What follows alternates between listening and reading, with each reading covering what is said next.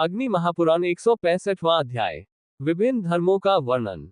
अग्निदेव कहते हैं, वशिष्ठ, हृदय में जो सर्वसमर्थ परमात्मा दीपक के समान प्रकाशित होते हैं, मन, बुद्धि और स्मृति से अन्य समस्त विषयों का अभाव करके उनका ध्यान करना चाहिए। उनका ध्यान करने वाले ब्राह्मण को ही श्राद्ध के निमित्त दही, घी और दूध आदि गव्य पदार्थ प्रदान करे। प्रियंग, मसूर, बैगन और कोदो का भोजन न करावे।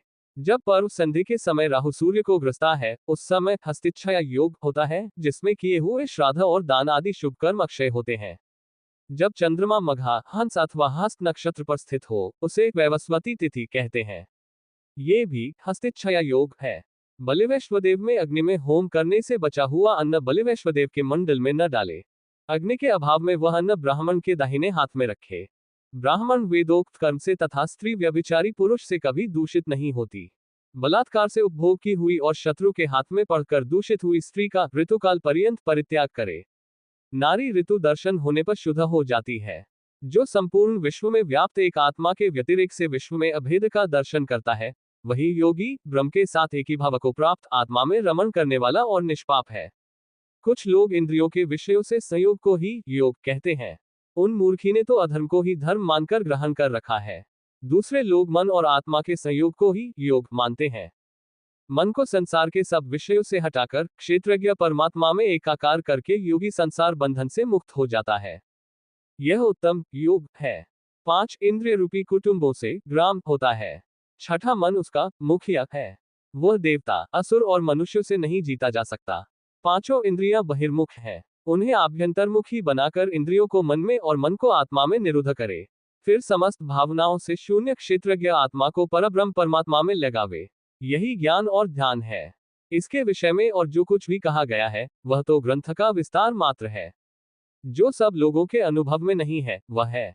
यो कहने पर विरुद्ध असंगत सा प्रतीत होता है और कहने पर वह अन्य मनुष्यों के हृदय में नहीं बैठता।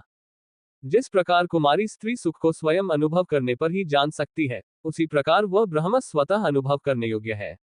योगरहित पुरुष उसे उसी प्रकार नहीं जानता, जैसे जन्मांध मनुष्य घड़े को। ब्राह्मण को संन्यास ग्रहण करते देख सूर्य ये सोचकर अपने स्थान से विचलित हो जाता है कि यह मेरे मंडल का भेदन करके परब्रह्म को प्राप्त होगा। उपवास, व्रत, स्नान, तीर्थ और तप ये फलप्रद होते हैं, परंतु ये ब्राह्मण के द्वारा संपादित होने पर संपन्न होते हैं और विहित फल की प्राप्ति कराते हैं। प्रणव परब्रह्म परमात्मा है। प्राणायाम ही परम तप है और सावित्री से बढ़कर कोई मंत्र नहीं है। वह परम पावन माना गया है। पहले क्रमशः सोम, गंधर्व और अग्नि ये 3 देवता समस्त स्त्रियों का उपभोग करते हैं। फिर मनुष्य उनका उपभोग करते हैं। इससे स्त्रियां किसी से दूषित नहीं होती हैं। यदि असवर्ण पुरुष नारी की योनि में गर्भाधान करता है, तो जब तक नारी गर्भ का प्रसव नहीं करती, तब तक अशुद्ध मानी जाती है।